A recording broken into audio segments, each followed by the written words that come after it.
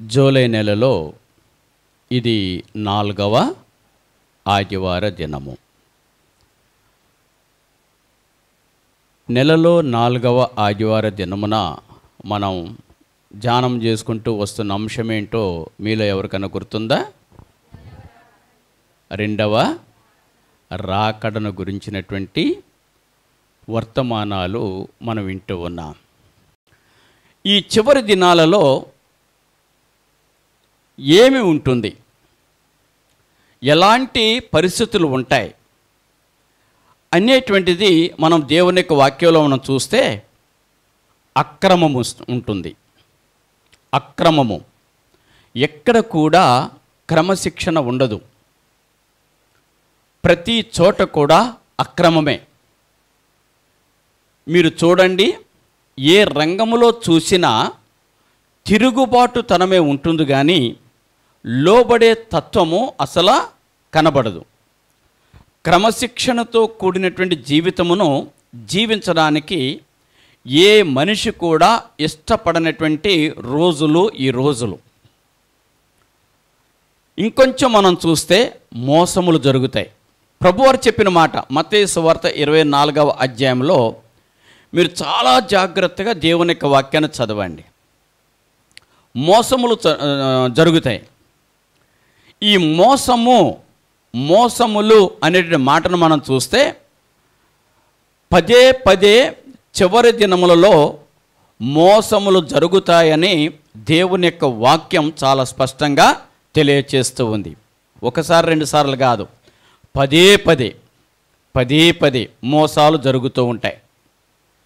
అబద్ధపు క్రీస్తులు వస్తారు. నేనే క్రీస్తును అని చెప్పేటువంటి వారు బయలుదేరతారు. అబద్ధపు ప్రవక్తలు వస్తారు. వారు తమ అబద్ధముల చేత ఏం చేస్తారంటే ఏర్పరచబడిన వారిని సైతము మోసం చేస్తారు.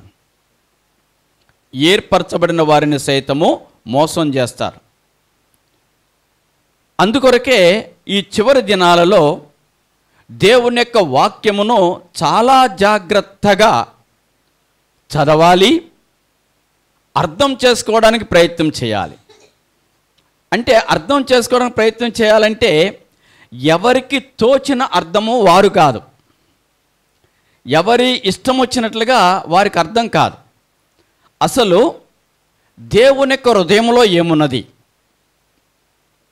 ఆ వాక్యములో దేవుని యొక్క మనస్సు ఏంటి అనేది, అలాంటి పరిస్థితిని మనం అర్థం చేసుకోవడానికి ప్రయత్నం చేయాలి. అపవిత్రమైనటువంటి శక్తులు బయలుదేరతాయి. వాళ్ళు ఎట్లా ఉంటారంటే గొర్రె చర్మమును వేసుకున్న క్రూర మృగాలు. పైకి గొర్రె చర్మమే, కానీ లోపల తోడేళ్ల మనసు కలిగినటువంటి వారు. చివరిగా ఒక మాట ఏంటంటే, మనకు ఆధ్యాత్మిక శక్తి లేకపోతే, మనకు ఆత్మీయమైన శక్తి లేకపోతే చాలా తేలికగా మనం కూడా మోసపోతాం. కాబట్టి దేవుని యొక్క వాక్యములో ఉన్నటువంటి ఒక బలమైనటువంటి విషయాలను మనం అర్థం చేసుకోవడానికి ప్రయత్నం చేయాలి. ఈ రెండవ రాకడలో ప్రభువు వారు ఎన్నో సూచనలు, ఎన్నో విషయాలు చెప్పాడు. మత్తయి సువార్త 24వ అధ్యాయంలో, మార్కు సువార్తలోను, లూకా సువార్తలోను ఈ చివరి దినాలు ఎలా ఉంటాయి అనేటువంటి విషయాలు ఆయన చాలా స్పష్టంగా బోధించడం జరిగింది. వరుసగా మనం చూస్తే ఎర్రని పెయ్య అనేటువంటి విషయాన్ని మనం ధ్యానం చేసుకున్నాం. ఎర్రని పెయ్య అంటే ఎర్రని ఆవు. తర్వాత మందసపు పెట్టె. ఇవి ఇజ్రాయేలులకు సంబంధించిన విషయాలు. మందసపు పెట్టె. తరువాత ప్రకృతిలో అంటే భూమిపైన జరిగేటువంటి సూచనలు, జరిగేటువంటి అద్భుతములు, సూచనలు. తర్వాత 666 666 ముద్ర, 666 ముద్ర. తర్వాత ఇజ్రాయేల్ యొక్క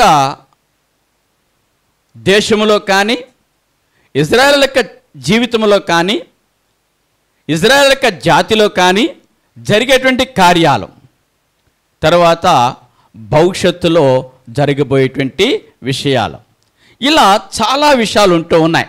ఇవే కాదు, ఇంకా అనేకమైన విషయాలు. మనం వెళుతున్న కొద్దీ ఒక్కొక్క విషయాన్ని చూడటానికి మనం ప్రయత్నం చేద్దాం. ప్రభునందు ప్రియులారా, సిద్ధపడుతున్నారా? రక్షణ పొందారా లేదా? మారు మనసు పొందారా లేదా? కొన్ని లక్షల మంది కనాను దేశానికి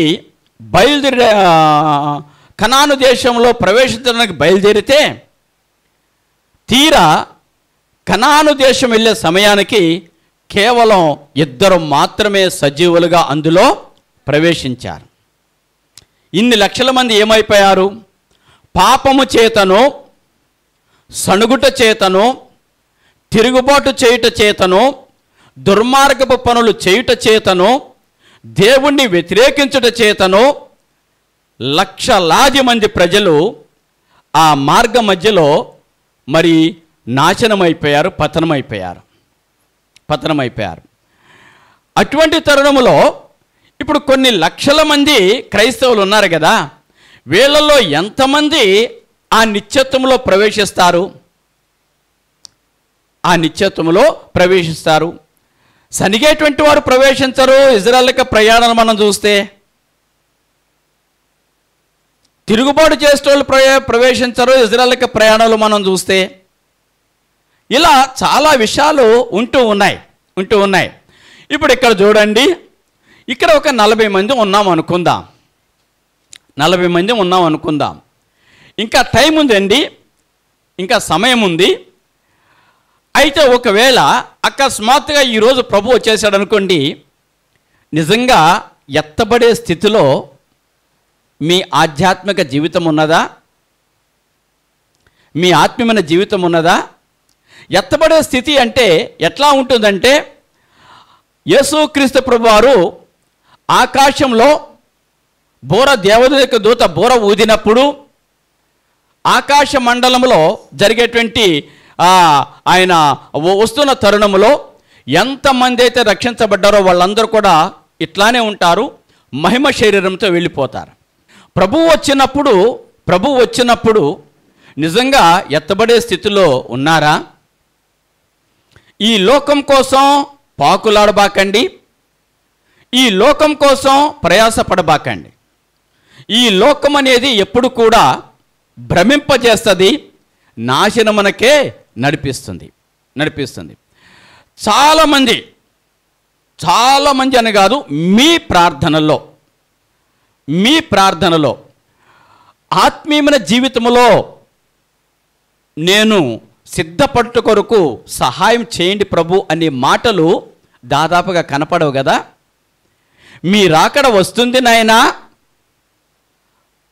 నేను సిద్ధపడి ఉండునట్లుగా, నా కుటుంబం సిద్ధపడి ఉండునట్లుగా సహాయం చేయండి ప్రభు, నేను ఎత్తబడేటువంటి గుంపులో నేను ఉండాలి నాయనా అనేటువంటి ప్రార్థనలు అసలు ఉన్నాయా? ఉండవు. ఎందుకు? క్రైస్తవులు స్వార్థపరులైపోయారు. ఎంతవరకు తమను గురించే తమ ఆలోచన తప్ప అసలు దేవుడి కోసం మనం జీవిస్తున్నామా? అసలు దేవుని యొక్క వాక్య ప్రకారంగా జీవిస్తున్నామా? ఎలా జరుగుతుంది విషయాలంటే, వాక్య ప్రకారంగా జీవింప నేర్పించు ప్రభు అని ప్రార్థన చేస్తున్నారు, కానీ వాక్య ప్రకారమైన జీవితం అసలు వారిలో కనబడదు. కాబట్టి మనం ఒక్కసారి ఆలోచన చేసి ఎంతవరకు మనం ఆత్మీయతలో మనం జీవించగలుగుతున్నాము? కొంచెమన్నా భక్తి ఉన్నదా? కొంచెమన్నా భయము కలిగి ఉంటున్నామా? అసలు దేనికోసము వెతకమని ప్రభువు చెప్పాడో అవి విశ్వాసుల యొక్క మనసులో ఉంటలే. కానీ ఏదైతే అవసరము లేదో అవన్నీ కూడా మనసులో నింపుకొని, హృదయంలో నింపుకొని తమ జీవితాన్ని గందరగోళపరుచుకుంటున్నారు చాలామంది. అందుకొరకే తిరిగి మరలా యేసుక్రీస్తు ప్రభు పాదాల దగ్గర పడి వాస్తవమైనటువంటి జీవితం నేను జీవించాలి ప్రభు అని ప్రార్థనాపూర్వకంగా మనం జీవించాలి. ఒక వాక్యం ఈ విధంగా తెలియపరుస్తుంది. ఏంటంటే మత్తయి సువార్త 24వ అధ్యాయం 25వ వచనములో అక్కడ దేవుని యొక్క వాక్యాన్ని మనం చూస్తే, ఆకాశము నుండి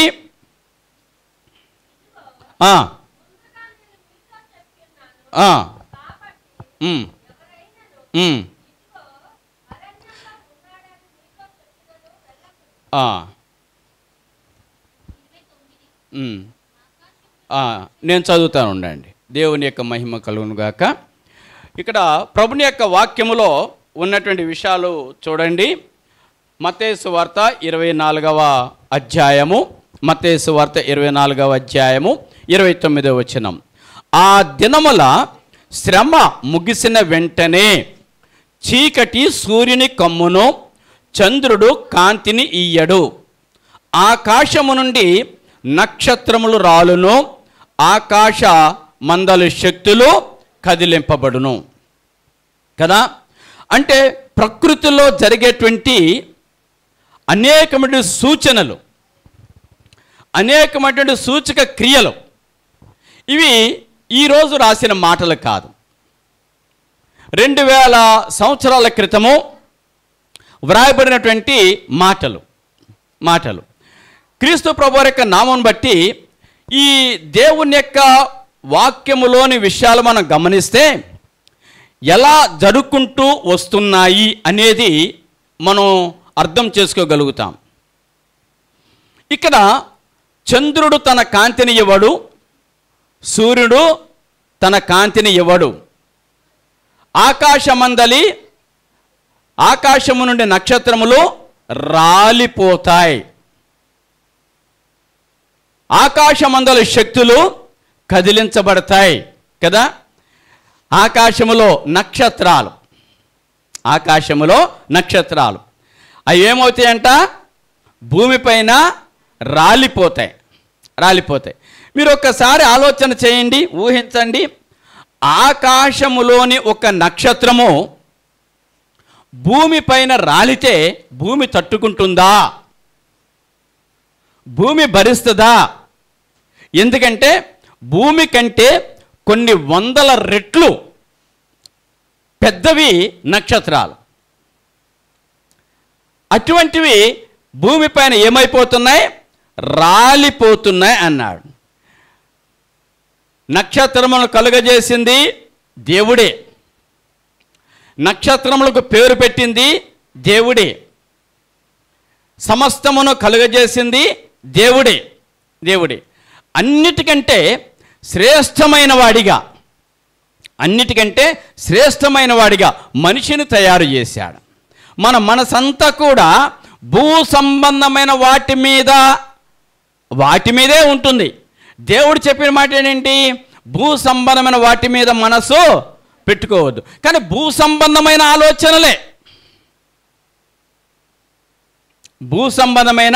ఆలోచనలే మనిషికి తృప్తి లేదు, సాటిస్ఫాక్షన్ లేదు. అందుకొరకే ఉరుకులాట, పెరుగులాట. అంతేగాని స్థిమితముగా దేవుణ్ణి ఆరాధించాలి, కుదుటపడిన మనస్సుతో దేవునికి సంతోషాన్ని కలగజేయాలి అనే ఆలోచన దాదాపుగా ఎవరికి కూడా కనబడతలే. ఎలా రాలుతాయి అని అంటే ప్రకటన గ్రంథంలో చూడండి. ప్రకటన గ్రంథము 6వ అధ్యాయము, ప్రకటన గ్రంథము 6వ అధ్యాయంలో ఒక మాట ఈ విధంగా తెలియపరుస్తూ ఉన్నాడు. ప్రకటన గ్రంథం 6వ అధ్యాయం 13వ వచనంలో చూడండి. పెద్ద గాలి చేత ఊగులాడు అంజూరపు చెట్టు నుండి అకాలపు కాయలు రాలినట్లు ఆకాశ నక్షత్రములు భూమి మీద రాలును. ఎలా పోలుస్తున్నాడో చూడండి. అంజూరపు చెట్టుని గురించి నెక్స్ట్ ఒక మాట చెప్తా మీకు. అంజూరపు చెట్టు నుండి అకాలపు కాయలు రాలినట్లు ఆకాశము నుండి నక్షత్రములు రాలును అని అంటున్నాడు కదా. ఆకాశము నుండి నక్షత్రములు రాలును అంటే అంజూరపు చెట్టు చూశాడు ఒక యజమాని. అంజూరపు చెట్టు ఈ విషయాలు మనకు అర్థం కాకపోవచ్చు. అనుకుందాము, ఒక మామిడి చెట్టు ఉంది. ఆ మామిడి చెట్టును పెంచుకుంటున్న వ్యక్తి ఆ మామిడి చెట్టు దగ్గరికి వెళ్ళి ఆ పండును చూసి ఓకే ఇంకొక 4-5 రోజుల్లో ఇది కోసుకోవచ్చు, పండుకొస్తుంది అనుకున్నాడు కదా. అంటే దానికి 4-5 రోజులు టైం పెట్టుకున్నాడు ఆయన. శాస్త్రవేత్తలు కూడా 2030లో అలా జరిగిద్ది, 2035లో అలా జరగవచ్చు, ఒక తోకచుక్క భూమిని ఢీకొట్టవచ్చు అని చెప్తున్నారు కదా. అంటే వాళ్ళ యొక్క పరిశోధనలో అవి కరెక్టే, వాళ్ళ యొక్క పరిశోధనలకు అవి కరెక్టే. ఈ వ్యక్తి యొక్క పరిశోధన కూడా అది కరెక్టే, నిజమే. ఆ కాయను చూసినప్పుడు ఇంకొక 4-5 రోజులు అయితే ఇంకా మంచిగా పండిదిలే, అప్పుడు ఇంకా మంచిగా టేస్ట్గా ఉంటుంది అనుకున్నాడు. అయితే మధ్యలో ఏమొచ్చింది? గాలి చేత అకాలపు కాయలు రాలినట్లు కదా. అట్లా అనుకొని ఇంటికి వచ్చాడు. 2వ రోజే ఆయన అనుకోలే గాలి వస్తుంది, ఆ కాయ కింద పడిపోతుంది అని చెప్పేసి. గాలి వచ్చింది. 4-5 రోజుల తర్వాత అనుకున్న కాయ ఈరోజే కింద పడిపోయింది. అందుకొరకే శాస్త్రవేత్తలు భూమి యొక్క పరిస్థితి గురించి భవిష్యత్తులో కొన్ని 100 సంవత్సరాల ముందు చెప్పవచ్చు. కానీ దేవుని యొక్క వాక్యం చెబుతుంది, పెద్ద గాలి చేత ఊగిసలాడే అంజూరపు చెట్టు నుండి అకాలపు కాయలు ఎలా రాలినాయో అవి అదేవిధంగా ఆకాశము నుండి నక్షత్రాలు రాలతాయి అన్నాడు. ఎందుకు ఇవన్నీ చెప్పాడు? ఒక విశ్వాసి సిద్ధపడాలని, రక్షణ పొందాలని, మారు మనసు పొందాలని. ఒక రక్షణ పొందిన విశ్వాసిగా దేవుని యొక్క వాక్యానికి ప్రిఫరెన్స్ ఇవ్వాలి, దేవుని యొక్క వాక్యానికి విలువనివ్వాలి. దేవుని యొక్క వాక్యమే ఒక రైతుకి విస్తారమైన పంట పండింది. ఎంత పంట అంటే ఆయనకు ఆల్రెడీ చాలా గిడ్డంగులు ఉన్నాయి. ఆ వచ్చినటువంటి ధాన్యం అంతా కూడా ఆయన గిడ్డంగుల్లో నింపుకున్నాడు. కానీ ఇంకా చాలా పెద్ద రాశి మిగిలిపోయింది. అప్పుడు మరల ఈ గిడ్డంగులను కూల్చేసి ఆ ధాన్యం అంతా బయటకు తీసి గిడ్డంగులను కూల్చేసి ఇంకా వాటికంటే చాలా పెద్దవి కట్టుకున్నాడు. ఎన్ని రోజులు పట్టిందో, నెల పట్టిందో, 2 నెలలు పట్టిందో, 3 నెలలు పట్టిందో, ఇంకా చాలా పెద్ద వాటిని కట్టుకొని ఇక మొత్తం గిడ్డంగుల్లో చేర్చుకొని హాయిగా అనుకుంటున్నాడు, నా ప్రాణమా విస్తారమైన ధనం ఉంది, విస్తారమైన పంట పండింది, నీకేం కొదవలేదు, ఇక తిను, సుఖించు, సంతోషపడు, తిను, త్రాగు, సుఖించు, సంతోషపడు అనుకుంటూ ఉన్నాడు. వెంటనే ఆకాశం నుంచి స్వరం వినబడింది, వెర్రివాడా, ఈ రాత్రే నీ ప్రాణమును అడుగుచున్నాడు. నిజమే, ఎన్ని సంవత్సరాలు తినినా తరిగిపోయినటువంటి ఆస్తి ఉంది, సంపద ఉంది. నువ్వు సంపద చూస్తున్నారు, చాలామంది సంపద చూస్తున్నారు, తమ ప్రాణము పోతుంది అన్న విషయాన్ని గుర్తిస్తలే. ఈ రాత్రే వారి యొక్క ప్రాణం పోతే ఏమైపోతుంది? కాబట్టి నువ్వు సిద్ధపరిచినవన్నీ కూడా ఎవరు ఊగుతాయి? మన ఆధ్యాత్మిక జీవితం అలా ఉండకూడదు. గాలికి ఊగిసలాడినప్పుడు అకస్మాత్తుగా రాలి పడేటువంటి ఆకాశ నక్షత్రాల వలె మన విశ్వాస జీవితము ఉండకూడదు. ఇది ఒకటి. రెండో విషయం ఏంటంటే, అదే మత్తయి రాసిన సువార్త 24వ అధ్యాయము 30 నుంచి 33వ వచనం వరకు మీరు ఇంటికి వెళ్ళిన తర్వాత చదవండి. ప్రస్తుతానికి మాత్రం ఆ 30వ వచనమును చూడండి.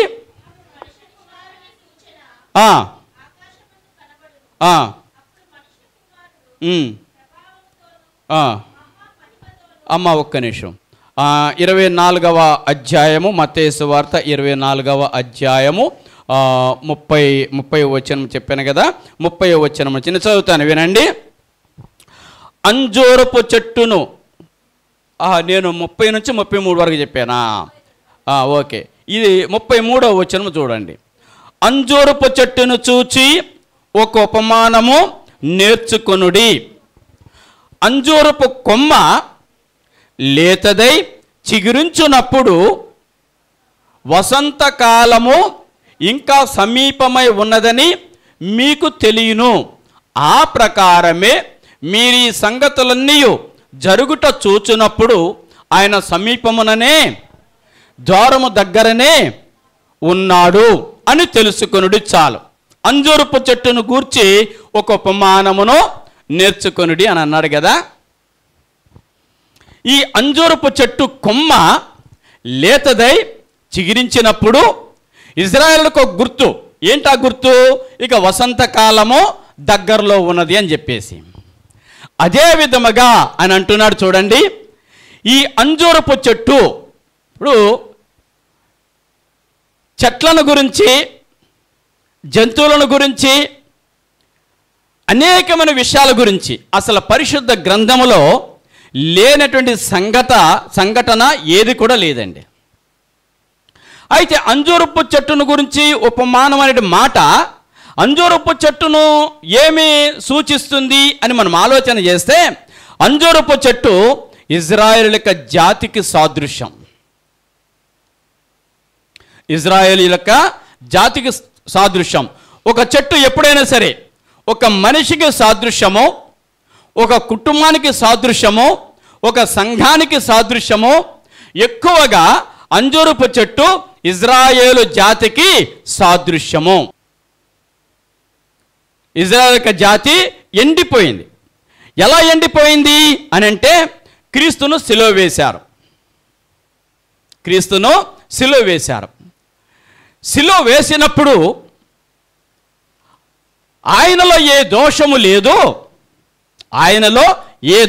లేదు. నేను ఆయనను సిలువకి ఎట్లా అప్పగించాలి?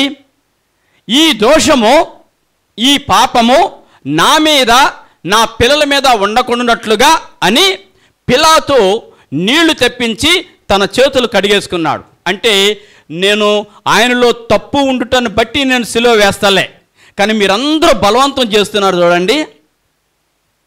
మీరందరూ ఒకే పట్టున కేకలు వేస్తున్నారు, సిలువే సిలువే సిలువే అని. మీ బలవంతము చొప్పున సిలువ వేస్తున్నా. ఆ నేరం నా మీద, నా పిల్లల మీద ఉండొద్దు అని చేతులు కడిగేసుకున్నాడు. వీళ్ళు ఆగాలనా? ఇజ్రాయేలు ప్రజలు ఎంత మూర్ఖులో చూడండి. వీళ్ళు ఆగాలనా? వీళ్ళు ఆక్కోకుండా ఆ తప్పేదో, ఆ దోషమేదో మా మీద, మా పిల్లల మీద ఉంటుందిలే, ఆయన మాత్రం సిలువ వేసేయండి అన్నారండి కదా. ఓకే, అదొక కారణం. రెండో కారణం ఏంటంటే వాక్యం నెరవేరాలి. వాక్యం నెరవేరాలంటే క్రీస్తు ప్రభువారు చనిపోయిన తర్వాత 40 ఏండ్ల తర్వాత, 40 ఏండ్లకు అంటే ఇంచుమించుగా క్రీస్తు శకము 70లో టైటస్ అనే చక్రవర్తి వచ్చి ఇజ్రాయేలు దేశం పైన యుద్ధము చేసి ఇజ్రాయేలీలందరిని కూడా చెదరగొట్టేశారు. ప్రపంచ దేశంలో ఇజ్రాయేలీలు చెదిరిపోయారు. అంటే క్రీస్తు శకం 70లో ఇజ్రాయేలీలందరూ కూడా దేశాలకు చెదిరిపోయారు. అయిన కొంతమందికి మార్పు రాదండి. ఓకే, క్రీస్తు ప్రభువు యొక్క నామాన్ని బట్టి ఇజ్రాయేలులందరూ కూడా చెదరగొట్టబడ్డారు. ఇప్పుడు ఆ కొమ్మ లేతగా అవ్వాలి, ఆ కొమ్మ చిగురించడం ప్రారంభించాలి. లేతగా అవ్వాలి, చిగురించడం ప్రారంభించాలి అంటే 1948వ సంవత్సరము మే నెల 14వ తారీఖున ఇజ్రాయేలు దేశానికి స్వాతంత్రం వచ్చింది. ఇప్పుడు ఆ స్వాతంత్రం ఎప్పుడైతే వచ్చిందో అప్పటి నుంచి దేశాలకు చెదిరిపోయినటువంటి యూదులందరూ కూడా, ఇజ్రాయేల్ అందరూ కూడా వారి సొంత స్థలానికి, వారి సొంత దేశానికి తిరిగి రావడం ప్రారంభించారు.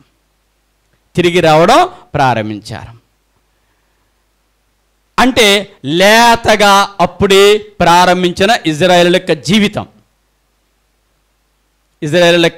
జీవితం అప్పుడు కొమ్మలు వస్తున్నాయి. ఇప్పటికీ దాదాపుగా మరి మా 60 సంవత్సరాల పైన అయిపోయింది కదా, 60 సంవత్సరాలు అంటే 70 సంవత్సరాల పైన అయిపోతుంది కదా స్వాతంత్రం వచ్చి.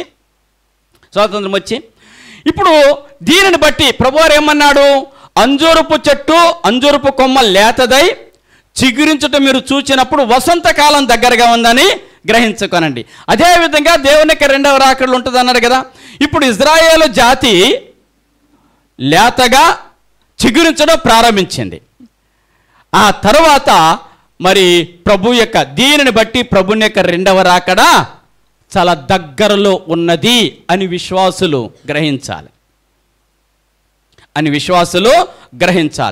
నేను ప్రారంభపు దినాల్లోనే చెప్పినట్టున్నాను కదా, ఏది ఇజ్రాయేల్ యొక్క జాతిని గురించి కొన్ని విషయాలు. అయినా మరొకసారి జ్ఞాపకం చేస్తా. 2000 సంవత్సరం వారి యొక్క దేవాలయము చూడండి. యోహాను సువార్త 2వ అధ్యాయం 19వ వచనంలో ప్రభువారు ఏమన్నాడు? ఈ దేవాలయమును పడగొట్టుడి, 3 దినములలో నేను దానిని లేపుదును అన్నాడు కదా. ఈ దేవాలయాన్ని పడగొట్టండి, 3 దినములలో నేను దానిని లేపుతాను అన్నాడు. అది ఒక విధంగా దేవాలయము అనేటువంటి తన యొక్క శరీరమును గురించి యేసుక్రీస్తు ప్రభువారు చెప్పిన మాట. అంటే తన శరీరమును పడగొట్టండి, 3 దినాల్లో లేపుతాను అన్నాడు. లేపాడు, అది అయిపోయింది. అయితే భౌతిక దేవాలయమును గురించి కూడా అందులో ఒక అర్థం ఉంది. అందుకొరకే దేవాలయం దగ్గర కూర్చొనే మత్తయి సువార్త 24వ అధ్యాయంలోని మాటలన్నీ కూడా చెప్పాడు. వాళ్ళు చూసి, పేతురు, యోహానులు, శిష్యులు చూసి, ఈ దేవాలయం చూడు ప్రభువా, ఎంత సుందరంగా ఉందో, ఎంత అందంగా ఉందో, ఎంత బలంగా ఉందో అని అన్నప్పుడు, ఈ దేవాలయముని మీరు చూస్తున్నారే, ఈ దేవాలయము రాయి మీద రాయి వండకోకుండా దొర్లించబడుతుంది అన్నాడు ఆయన. దానికి ఇవన్నీ ఎప్పుడు జరుగుతాయి? వీటికి నీ రాకడకును సూచనలేంటి అని అడిగినప్పుడు ప్రభువు చెప్పిన విషయాలే మత్తయి సువార్త 24వ అధ్యాయం అంతా కూడా. 24వ అధ్యాయం అంతా అంటే ఇప్పుడు చూడండి, 2000 సంవత్సరాల నుంచి యూదులకు దేవాలయం లేదు. 2000 సంవత్సరాల నుంచి యూదులకు దేవాలయం లేదు. అంటే 2000 సంవత్సరాల నుంచి దేవాలయం లేదు. 2000 సంవత్సరాల నుంచి దేవాలయం లేదు కాబట్టి 2000 సంవత్సరాల నుంచి వాళ్ళకు యాజక వృత్తి లేదు, యాజకుడు లేడు. యాజక వృత్తి, యాజక ధర్మము లేదు కాబట్టి 2000 సంవత్సరాల నుంచి వారు అపవిత్రులుగా ఉన్నారు. ఎందుకు? శుద్ధ జలము లేదు. 2000 సంవత్సరాల నుంచి వారికి శుద్ధ జలం లేదు. శుద్ధ జలం ఎట్లా వస్తుంది చెప్పాను కదా. ఓకే, మరలా ఒక్కసారి మీకు జ్ఞాపకం చేస్తా. శుద్ధ జలము లేదు. 2000 సంవత్సరాల నుంచి వారు అపవిత్రులుగా ఉన్నారు. ఎందుకు? బలి అర్పణ లేదు. దేవాలయం లేనప్పుడు, యాజకుడు లేనప్పుడు బలి అర్పణ ఎట్లా జరుగుతుంది? కాబట్టి 2000 సంవత్సరాల నుంచి ఆరాధన లేదు, 2000 సంవత్సరాల నుంచి బల్యార్పణ లేదు, 2000 సంవత్సరాల నుంచి శుద్ధ జలం లేదు, 2000 సంవత్సరాల నుంచి యాజకుడు లేడు. కానీ ఎక్కడ ఉన్న యూదులైనా సరే వారు భయముతో భక్తితో ధర్మశాస్త్రం నిర్దేశించిన ప్రకారంగా వారు జీవించవలసినంతగా వారు పవిత్రంగా జీవించడానికి ప్రయత్నం చేశారు, కానీ పవిత్రులు కాదు. ఇప్పటికి కూడా వాళ్ళు అనుకుంటారు 2000 సంవత్సరాల నుంచి మనం అపవిత్రులముగా జీవించాం, 2000 సంవత్సరాల నుంచి మనము అపవిత్రులముగా జీవించాము అని చెప్పేసి వాళ్ళు అనుకుంటూ ఉన్నారు. ఇప్పుడు ఈ దేవాలయాన్ని పడగొట్టండి అని అన్నారు కదా, 3 దినాల్లో దాన్ని లేపుతా అన్నాడు. మొట్టమొదటి దేవాలయం ఎప్పుడు కట్టబడింది? మొదటి రాజుల గ్రంథము 6వ అధ్యాయంలో రాజు అయినటువంటి సొలొమోను మొట్టమొదటిగా దేవునికి ఆలయాన్ని కట్టించాడు. అది మొట్టమొదటి ఆలయం.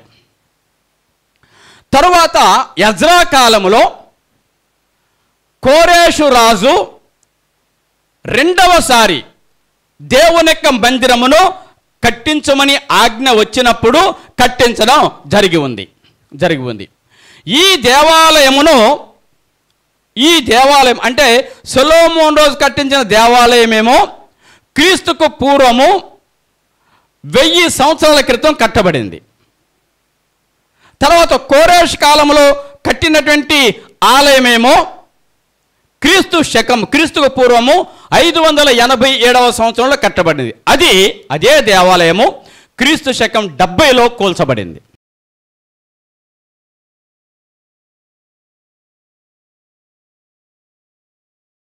ఇప్పుడు ఏంటంటే యూదులు వాళ్ళు కట్టుటకు సిద్ధంగా ఉన్నారు. They are ready to build the temple. ప్రభుత్వం దగ్గర నుంచి ఆజ్ఞ కోసం వాళ్ళు ఎదురు చూస్తున్నారు. ఒక వార్త ఏంటంటే ఒక 5 నెలల క్రితము యాజకుని యొక్క అభిషేకం కూడా జరిగింది, ప్రధాన యాజకుడు కూడా ఉన్నాడు అని చెప్పేసి. ఒక 5 నెలల క్రితము యాజకుని యొక్క అభిషేకం కూడా జరిగింది. ఇప్పుడు ప్రధాన యాజకుడు కూడా ఉన్నాడు. అంటే ఆరాధనా పద్ధతిని అనుసరించడానికి ప్రధాన యాజకుడు ఉన్నాడు. తర్వాత నేను చెప్పాను కదా, ఎర్రనిపే యొక్క ప్రస్తావన చెప్పాను కదా నేను మీకు. ఎర్రనిపే ఎక్కడ ఉంది?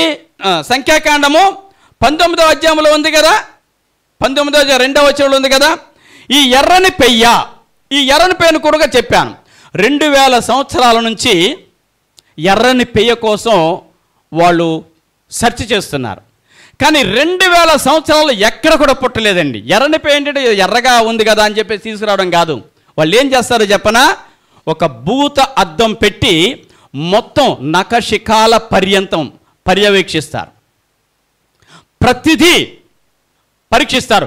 ఎక్కడైనా తెల్ల వెంట్రుక ఉన్నా, ఎక్కడైనా వేరొక మచ్చ ఉన్నా, ఎక్కడైనా లోపం ఉన్నా దానిని వాళ్ళు అంగీకరించారు. ఎర్రని పెయ్య అంటే ఎర్రని పెయ్య అంతే. ఈ 2000 సంవత్సరాల్లో అటువంటి పెయ్య ఎక్కడ కూడా ఇజ్రాయెల్కు దొరకలే. ఎందుకు దొరికిందండి? దేవుని యొక్క ప్రణాళిక చొప్పున కార్యం జరుగుతుంది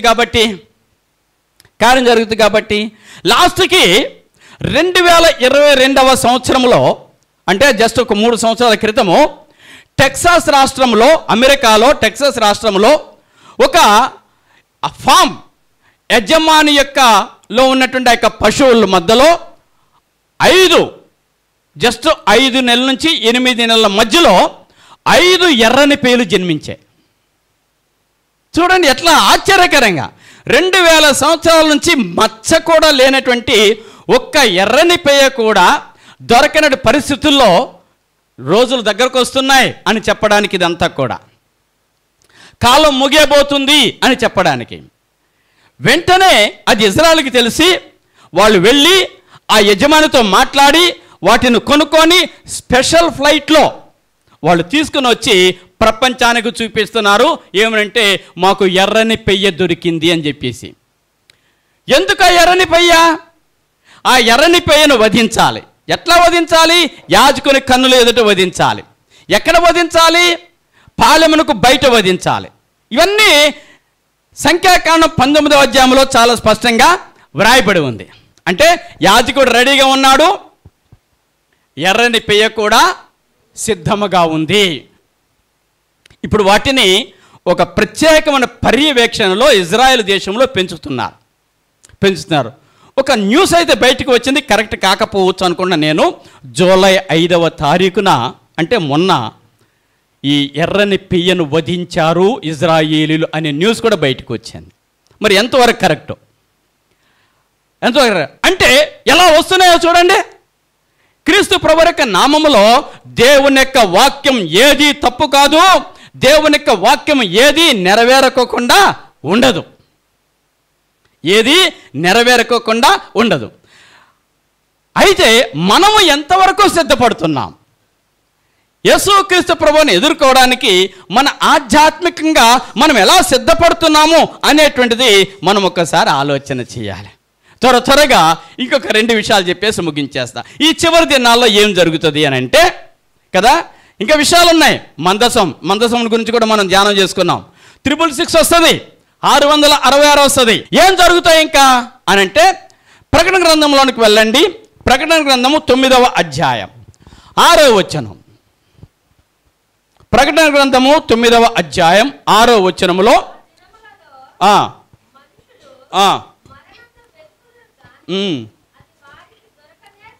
ఒక సింపుల్ వర్డ్తో ఈ ప్రకటన గ్రంథకర్త అంటే యోహాను భక్తుడు దేవుని యొక్క దూత చెప్పినటువంటి అనేకమైనటువంటి విషయాలను ఈ 6వ వచనంలో ఒక్క మాటతో చెప్పేశాడు.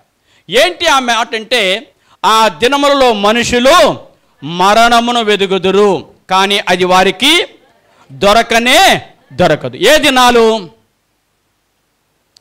దినాలు? ఒక్కసారి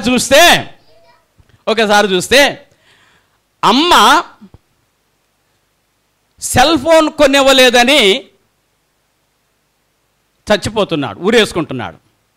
వాడు నిజంగానే చచ్చిపోతున్నాడు కదా.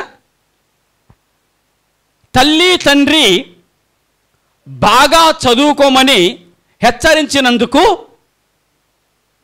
చచ్చిపోతున్నారు. ఉరి వేసుకోనో లేకపోతే ఆ మందులు ఈ మందులు మింగో చచ్చిపోతున్నారు. వాళ్ళకి మరణం వచ్చేస్తుంది.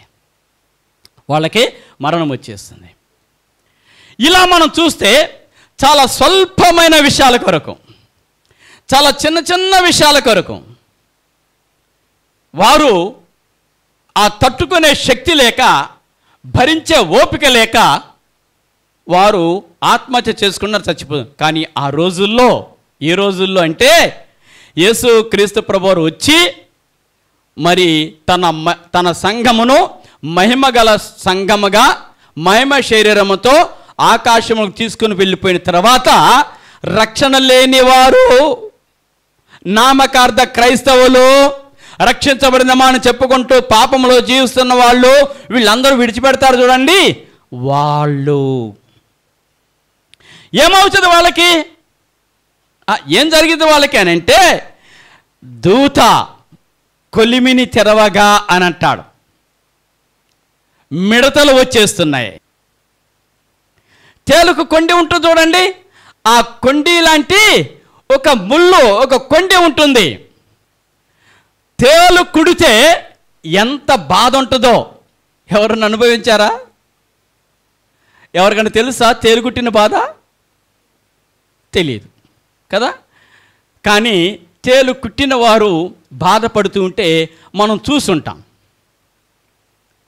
ఆ తేలు కుట్టినప్పుడు ఎంత బాధ ఉంటుందో ఒక్కసారి ఈ మిడత వచ్చి ఇలా కుట్టిందంటే ఎన్ని నెలలు అక్కడనే ఉంది, చదవండి. 5 నెలల వరకు అటువంటి బాధ ఉంటుంది. అంటే ఒక్కసారి ఇలా కుడితే, ఒక్కసారి కుట్టినప్పుడు తేలు కుడితే ఎంత బాధ ఉంటుందో ఆ బాధ 5 నెలల వరకు బాధపడుతూ ఉంటాడండి. అబ్బా, ఈ బాధ తట్టుకోలేక, ఈ మంట తట్టుకోలేక, ఈ నొప్పి తట్టుకోలేక చచ్చిపోవడానికి ఊరేసుకొని వెళ్తాడు. ఊరి వేసుకొని చచ్చిపోవడానికి వెళ్తాడు. వాడు ఊరి వేసుకొని యాలాడబోయిన దగ్గర తెగిపోయింది. అంటే మరణం వారికి, చచ్చిపోదామని వెళ్తాడు కానీ మరణం మాత్రం దొరకదు. నీళ్ళల్లో బావిలో దూకి చచ్చుదామని వెళ్తాడు, కానీ అందుట్లో నీళ్లు ఉండవు. వామ్మో కాళ్ళు ఇరుగుతాయేమో అని వెనక్కొచ్చేస్తాడు. ఆ రోజుల్లో ఆ బాధలు తట్టుకోలేక మనుషులు మరణమును వెతుకుతారు. ఎందుకు అన్ని బాధలు పడాలి? రక్షణ పొందండి, మారు మనసు పొందండి, బాధల నుంచి తప్పిస్తాడు. ఎలా ఉంది విశ్వాసుల యొక్క పరిస్థితి అంటే, తల్లి జాడ పిల్లకు లేదు, తల్లి జాడ పిల్లకు లేదు, చెట్టుకొకరు పుట్టకొక్కరై అనాథలుగా ఏడ్చే రోజు అని పాడతారు. కానీ రక్షణ పొందుతారా? మారు మనసు పొందుతారా? కదా అని పాడమంటే పాడుతున్నారు క్రైస్తవ లోకం. కానీ అయ్యో అది కాదు ఇంపార్టెంట్. మా ఆధ్యాత్మిక జీవితాలు రక్షణ పొందాలి, మేము మారు మనసు పొందాలి. ఆ దినములలో మనుషులు మరణమును వెదుగుతారు, కానీ మరణము వారికి దొరకదు. కత్తితో పొడుచుకుందామని చూస్తే ఆ కత్తి పని చేయదు. కాబట్టి అంత తేలిగ్గా శ్రమను జయించాలనుకుంటారు. అప్పుడు తేలిగ్గా అంటే చచ్చిపోతే శ్రమలో నిలిపోతాయి అనుకుంటారు. ఎంత విచారకరమైన విషయం అండి. మానవులన్న వారు బ్రతికి ఉన్నప్పుడే యేసు ప్రభువుని తెలుసుకొని రక్షణ పొంది మారు మనసు పొంది పాపానికి దూరంగా జీవిస్తే ఎంత సంతోషకరమైన జీవితం, ఎంత ఆనందకరమైన జీవితం. ఇప్పుడు వచ్చేటువంటి చిన్న చిన్న శ్రమలకి ఎందుకు దేవుడు మమ్మల్ని కష్టపెడుతున్నాడు, ఎందుకు మమ్మల్ని దేవుడు శ్రమల పాలు చేస్తున్నాడు, ఎందుకు మాకు ఈ శోధనలు అని కృంగిపోతున్నారు. కానీ దేవుని వైపు మరలదే. ఇంకొక లేఖన భాగం చూడండి, ముగించేసుకుందాం. ప్రకటన గ్రంథము 16వ అధ్యాయం. ప్రకటన గ్రంథము 16వ అధ్యాయం. ఇంకా చాలా విషయాలు ఉన్నాయి, వాటిని మనం వచ్చే వర్తమానంలో మనం చూద్దాం. 8వ వచనంలో చూడండి, 4వ దూత తన పాత్రను సూర్యుని మీద కుమ్మరింపగా మనుషులను అగ్నితో కాల్చుటకు సూర్యునికి అధికారము ఇవ్వబడెను. చూడండి, దేవుడు ఇట్లా ఎందుకు చేయాలి అనేది కాదు, జరగబోయే విషయముల గురించి చెప్తున్నాడు. జరగబోయే విషయముల గురించి, భవిష్యత్తులో ఇలా జరుగుతుంది నాయనా, నువ్వు ఇప్పుడే జాగ్రత్త పడు అని చెప్పేసి. 4వ దూత తన పాత్రను సూర్యుని మీద కుమ్మరింపగా ఎవరిని కాల్చడానికి? మనుషులను అగ్నితో కాల్చుటకు సూర్యునికి అధికారం ఇవ్వబడింది. మీకు తెలుసా? మీరు కూడా అనుకుంటున్నారు కదా, ఏమనుకుంటున్నారు? ఎండాకాలం రాగానే అమ్మో ఇటువంటి ఎండలు ఇప్పుడు కూడా చూడలేదు అనుకుంటున్నారా? ఎప్పటి నుంచి జరుగుతుంది అది? ఒక 10-15 ఏండ్ల నుంచి టెంపరేచర్ ఎలా పెరుగుతుందో చూడండి. టెంపరేచర్ ఎలా పెరుగుతుందో చూడండి. 100 ఏండ్ల క్రితం కూలర్లు ఉన్నాయా? 70 ఏండ్ల క్రితం ఏసీలు ఉన్నాయా?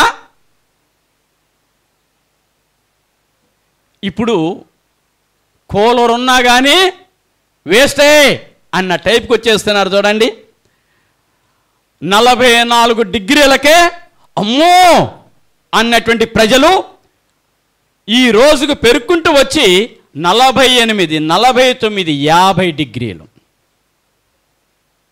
50 డిగ్రీలు. ఆ విధంగా భవిష్యత్తులో ఏం జరుగుతుందంటే, నడిచేటువంటి మనిషి ఆ తీవ్రమైన ఎండకు మలమల ఒక పురుగు వలె మాడి మసి అయిపోయేంత టెంపరేచర్కి వస్తుంది. భయపడతామా దేవునికి? లోబడతామా దేవునికి? ఇక్కడ మనుషులు ఏం చేస్తున్నారు చూడండి.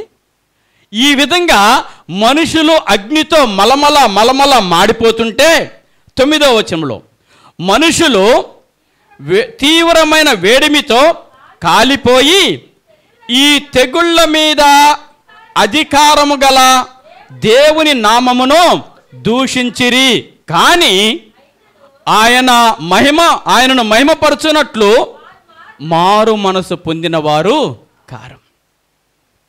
ఇప్పుడు ఒకసారి చెప్పండి, ఇప్పుడు కష్టం వచ్చింది, ఈ కష్టాన్ని బట్టి దేవుణ్ణి దూషిస్తామా? ఈ కష్టాన్ని బట్టి మారు మనసు పొందుదామా? తెగుళ్ళ మీద అధికారము కలిగినటువంటి దేవుణ్ణి దూషించడం ప్రారంభిస్తున్నారు. దేవుణ్ణి దూషిస్తే ఏమవుతుంది? దేవుణ్ణి దూషిస్తే ఏమైంది? సూర్యుడు కాలకోకుండా ఆగిపోతాడా? ఆయన పైన ఆయన చేస్తాడంతే, అది ప్రకృతి. ఇవన్నీ కూడా మానవ జాతికి ముందుగా ఎందుకు దేవుడు ఉపదేశిస్తున్నాడంటే మారు మనసు పొందాలి. మారు మనసు పొందినట్లు, దేవుణ్ణి మహిమపరచునట్లు వారు మారు మనసు పొందడంలే.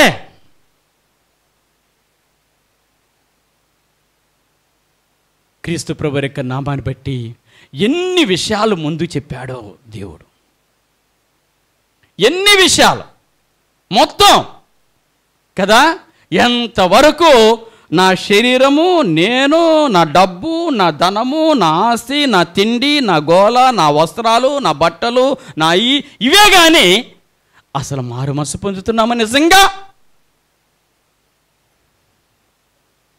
వాళ్ళు రక్షణ పొందుతున్నామా నిజంగా? అసలు సిద్ధపడుతున్నామా? అవసరమైతే పొగడుతాం దేవుణ్ణి కదా, అవసరం తప్పితే దేవునికి దూరం అయిపోవడం, దేవుణ్ణి నిందించడం. ఇదే కదా మనిషి యొక్క లక్షణం, ఇదే కదా మనిషి యొక్క లక్షణం. కాబట్టి ఇవన్నీ ఎందుకు వస్తున్నాయి? ముందుగా ఎందుకు చెప్పాడు? ఇవన్నీ రాబోతున్నాయి కాబట్టి మారు మనసు పొందు, రక్షణ పొందడానికి, మారు మనసు పొందడానికి, నువ్వు అవమానించడానికి కాదు. ఏది ఇంకేది రాకడ ఎక్కడుంది? వస్తుంది అంటున్నారుగా, ఎక్కడుంది అని అనడానికి కాదు, వస్తుంది. దేవుడు తన సమయంలో ఆయన వస్తాడు. నువ్వు చేయాల్సిందేంటి? సిద్ధపడి ఉండాలి, మారు మనసు పొంది ఉండాలి.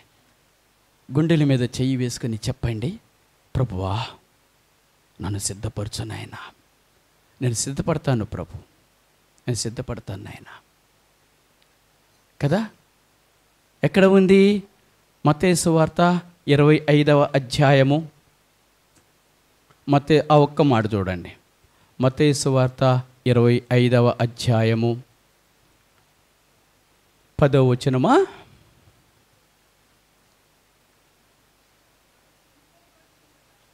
వారు కొనబోచుండగా పెండ్లి కుమారుడు వచ్చెను, అప్పుడు సిద్ధపడి ఉన్నవారు అతనితో కూడా షాపింగ్ చేయడానికి వెళ్ళారంట. ఎవరు వాళ్ళు? బుద్ధి లేని కన్యకలు కదా, షాపింగ్ చేయడానికి వెళ్ళారంట. ఇక్కడ షాపింగ్ అనేటువంటి మాట ఎందుకు వాడుతానంటే కొనబోచుండగా అని, కొనడానికి కొట్టుకు వెళ్ళారు. కొనడానికి ఎక్కడికి వెళ్ళారు? కొట్టుకు వెళ్ళారు. మనం షాపింగ్ చేయమా? చేస్తాం, కానీ మనం షాపింగ్ చేసిన మన ఆత్మ ఎట్లా ఉండాలి? మేలుకొని ఉండాలి. మనం షాపింగ్కి వెళ్ళినా మన ఆత్మ ఎట్లా ఉండాలి? మేలుకొని ఉండాలి. క్రీస్తు ప్రభు వారి వైపు ఉండాలి. మనం పనులు చేయమా? మనం పనులు చేస్తున్నాం, మన యొక్క ఆత్మ ఎట్లా ఉండాలి? మేలుకొని ఉండాలి. అప్పుడు సిద్ధపడి ఉన్నవారు, అప్పుడు వచ్చాడండి ప్రభువారు కదా. అప్పుడే రావాలా? అప్పటి వరకు అక్కడే ఉన్నాం కదా ప్రభువా, అప్పటి వరకు వాళ్ళకిలాగానే ఉన్నాం కదా నాయన, అప్పటి వరకు మేము కూడా ఉన్నాం కదా ప్రభువా అని అంటే, ఎప్పుడు వస్తాడో నువ్వు నిర్దేశిస్తావా? ఎప్పుడు వస్తాడో మనం ఆజ్ఞాపిస్తామా? ఎప్పుడు రావాలన్నా కాదు కదా. ఆయన ఎప్పుడు వస్తాడో మీకు తెలియదు కనుక ఎప్పుడు కూడా సిద్ధపడి ఉండండి. వారు కొనబోచుండగా పెండ్లి కుమారుడు వచ్చాడు, అప్పుడు సిద్ధపడి ఉన్నవారు. నువ్వు కొనేటువంటి స్థితిలో కూడా సిద్ధపడి ఉన్నావు అనుకోండి, దేవుడు నిన్ను అక్కడ వదిలిపెట్టాడు. ఇజ్రాయేల్ దేశంలో జరుగుతున్న పరిణామాలు, ప్రపంచంలో జరుగుతున్న పరిస్థితులు అవన్నీ కూడా జరుగుతూ ఉన్నాయి. అవన్నీ కూడా మరి దేవుని యొక్క రాకడ చాలా దగ్గరలో సమీపముననే ఉన్నాడని మీరు తెలుసుకోండి అన్నాడు కదా. సమీపంలోనే ఉన్నట్లుగా గ్రహించి అప్పటి నుంచి 4వ ఆదివార దినమున యొక్క 2వ రాకడ గురించిన మెసేజ్ని మరి నేను చెప్పడానికి పూనుకుంటున్నాను. మీరు సిద్ధపడాలి, మీరు మారు మనసు పొందాలి, మీరు రక్షణ పొందాలి. నిర్లక్ష్య స్వభావాన్ని వదిలిపెట్టండి, అశ్రద్ధను వదిలిపెట్టండి. దైవికముగా మనము ఈ నవ్వులాటగా తీసుకునే పరిస్థితిని వదిలిపెట్టేసేయండి. ఏదో ఇష్టం ఉంటే వెళదాం, కష్టమైతే మానేద్దాంలే అనే పద్ధతి కాదు. ఎందుకంటే దేవుని కోసం మనం ఎట్లాగైనా సరే మరి సిద్ధపడిన జీవితాన్ని మనము జీవించడానికి ప్రయత్నం చేయాలి. అటువంటి జీవితాన్ని పరిశుద్ధాత్ముడు జీవము గల దేవుడు మీకందరికీ అనుగ్రహించునుగాక. రండి ప్రార్థన చేసుకుందాం.